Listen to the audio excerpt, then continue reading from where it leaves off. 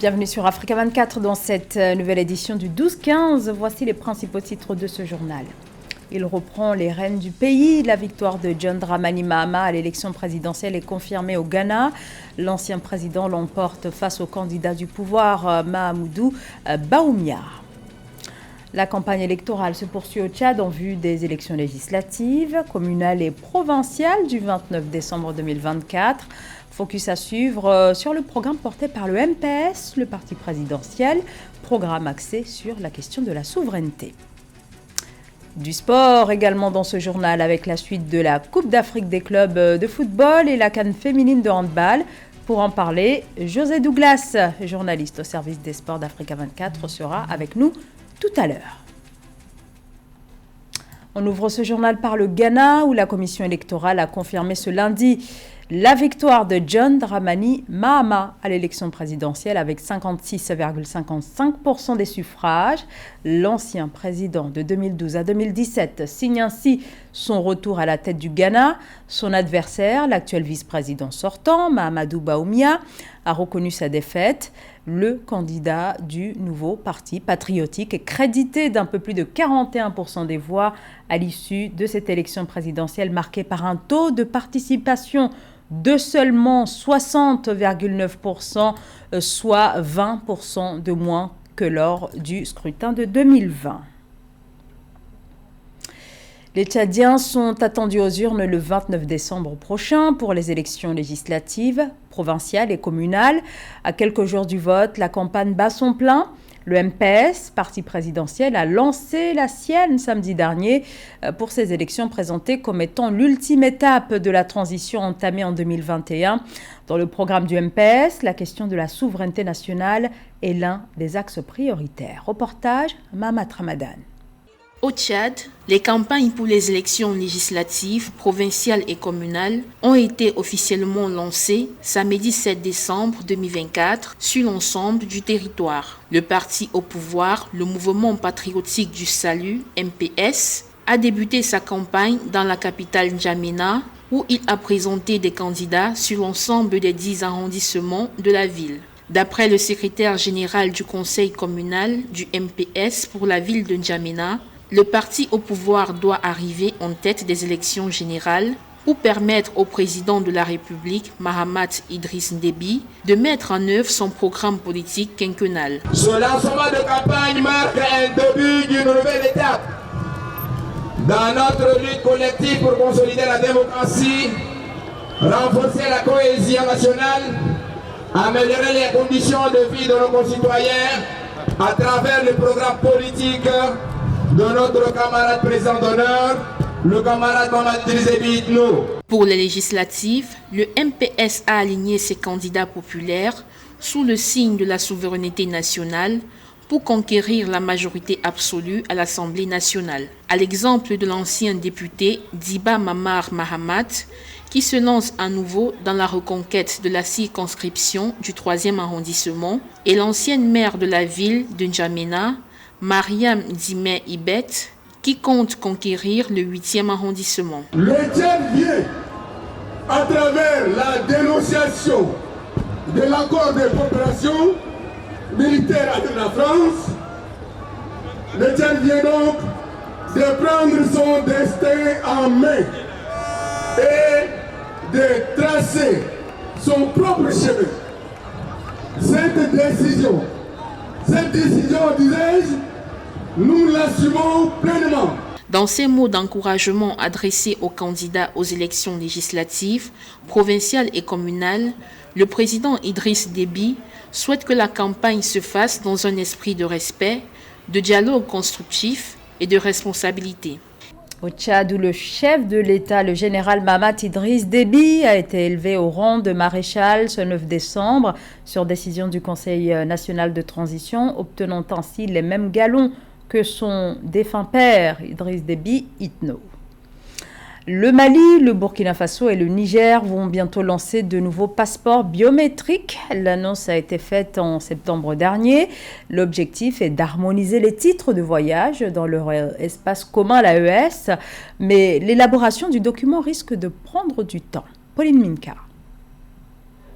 Dans le cadre de la finalisation des spécifications techniques des nouveaux passeports biométriques par l'Alliance des États du Sahel, le Premier ministre malien Abdoulaye Maïga a appelé vendredi 6 décembre 2024 à la patience en raison des délais nécessaires pour leur mise en place. Selon le chef du gouvernement, certaines étapes telles que les appels d'offres et la sélection des prestataires pour la création de ces documents sont primordiales.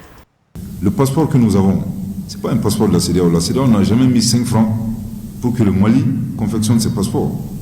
C'est les autorités maliennes qui ont décidé, dans le cadre communautaire, de mettre le logo de la CEDEAO sur son passeport. Cette déclaration survient alors que le Mali, le Burkina Faso et le Niger avancent sur un projet commun de passeport biométrique et de carte d'identité harmonisée. Les spécifications techniques de ces documents ont été approuvées par les ministres de la Sécurité des 3 pays lors d'une réunion à Bamako le 22 novembre 2024, une étape importante pour leur mise en circulation après l'approbation des chefs de l'État de l'AES. Si on quitte la CEDEAO, forcément, on ne peut pas changer de passeport comme si on changeait de veste ou on changeait de boubou. Et il y a des dimensions. Il faut passer des appels d'offres, il faut trouver d'autres prestataires pour confectionner de nouveaux passeports. Mais ça, on ne peut pas le faire immédiatement. Conçu pour renforcer l'indépendance régionale et faciliter la mobilité des citoyens, le passeport commun de l'AES témoigne d'une réorientation stratégique du Mali après son retrait annoncé de la CEDEAO, effectif en janvier 2025. Notre page des sports avec José Douglas, journaliste au service des sports d'Africa 24. Bonjour José. Bonjour Zara. Alors, retour sur la deuxième journée de la Ligue des champions de football avec le TP Mazembe de la RDC, surpris par l'équipe soudanaise. Oui, les choses sérieuses commencent pour cette deuxième journée avec la victoire du MC Alger face à Young Africans, 2-0. Al Hilal Omdurman, vous l'avez dit, a battu TP Mazembe 2-1. Au classement, Al Hilal est premier avec 6 points. Deuxième, c'est Alger avec 4 points. Troisième journée, samedi 14 décembre, TP Mazembe contre Young Africans et MC Alger contre Al Hilal Omdurman. En groupe B, Maniema, Raja un peu partout, même score entre Rabat et Mamelodi. Au classement, Phare de Rabat est en tête avec 4 points. Deuxième, Mamelodi Sundowns, 2 points. Troisième journée, le 14 décembre, Maniema contre Rabat et le 15 décembre, Mamelodi contre le Phare de Rabat. En groupe C, Orlando Pirates, Al Ahly 0-0. Stade d'Abidjan contre Belouizdad 0-2. Donc 2 pour Belouizdad. Au classement, Al Ahly et Orlando Pirates sont ex-aequo premiers avec 4 points. Et la troisième journée, 14 décembre, Stade d'Abidjan contre Orlando Pirates. Et le 22, Al Ahly contre CR Belouizdad. Et en groupe D, pour terminer avec la Ligue des champions, Zara, Sagrado, Esperança, Tunis 0-0 et Djoliba contre Pyramids 0-0. Au classement, Pyramids et AS Tunis sont premiers ex-aequo avec 4 points. Troisième journée, 14 décembre, AS Tunis contre Pyramids et le 15 décembre, Djoliba contre Sagrado. Alors, vous avez recueilli, José, quelques réactions au sujet de cette deuxième journée de la Ligue des champions. Oui, Florent Bengué, qui est déjà venu sur notre plateau, l'entraîneur emblématique de la RDC, qui est à la tête d'Al Hilal. Écoutez ce qu'il a dit. Nous voulons être à la première ou à la deuxième place. Au début, nous n'étions pas considérés comme favoris dans ce groupe, mais il y a des équipes qui le sont et notre objectif est d'atteindre les quarts de finale. L'entraîneur allemand d'Al Ahly qui nous dit aussi qu'il aime jouer à domicile, donc à cause du public égyptien. Il est normal que ça ne soit pas la même chose si vous jouez à domicile et lorsque vous jouez à l'extérieur. Devant vos supporters, vous jouez un autre match et nous avons beaucoup de supporters au Caire et nous aimons jouer là-bas. On en vient maintenant, José, à la Coupe de la Confédération. Et puis saluons tout d'abord aussi Ousseynou Gueye pour la conception de tous ces tableaux. Regardez en groupe A pour cette Coupe de la Confédération. 11 Bravos, c'est 3-2 et c'est Constantine Simba 2-1. Au classement, c'est Constantine est premier avec 6 points. Deuxième, 11 Bravos, 3 points. Troisième journée, 15 décembre, Simba Sfaxien et 11 Bravos contre CS Constantine.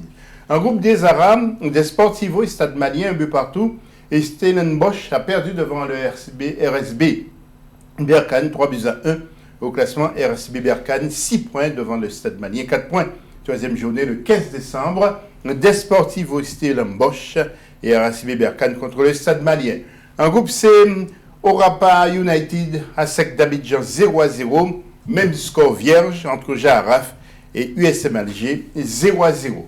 Au classement, USM Alger, 4 points, ex-aequo avec la SEC d'Abidjan, 4 points. Troisième journée, 15 décembre, au Rapa United, Jaraf, USM Alger contre la SEC. Et en groupe D, Nyamba Zamalek, 2 buts partout, et Black Bulls contre Al-Masri, 1 but partout.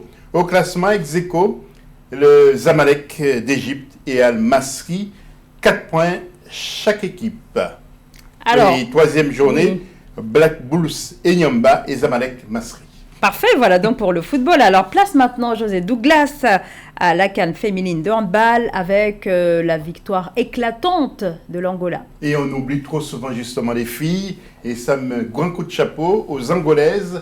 Au Stade des Martyrs justement et RDC finalement, elles ont remporté le titre face aux Lions de la Teranga. Les jeunes Sénégalaises 27-18. L'Angola garde son titre et démontre par la même occasion que ses filles dominent la discipline sur le continent. La troisième place a été remportée par la Tunisie qui bat l'Égypte sur le score de 25-22 Zara. Alors un dernier mot sur les CAF Awards qui approchent à grands pas. Oui, mais j'espère que l'un de vos footballeurs préférés sortira parmi les premiers. Le compte à rebours a commencé. Le Palais des Congrès de Marrakech accueillera la somptueuse cérémonie des CAF Awards 2024 le 16 décembre. L'Afrique rendre hommage à ses talents les plus exceptionnels de l'année. Cet événement emblématique se déroulera au Palais des Congrès de Marrakech avec une cérémonie qui commencera à 19h. Les CAF Awards mettent en avant les talents les plus remarquables du football africain. Voilà Madame Zara. Merci beaucoup José Douglas pour ce point complet. José Douglas, journaliste au service des sports d'Africa 24. Et merci bien sûr à vous de nous avoir suivis. Restez sur Africa 24, l'actualité continue.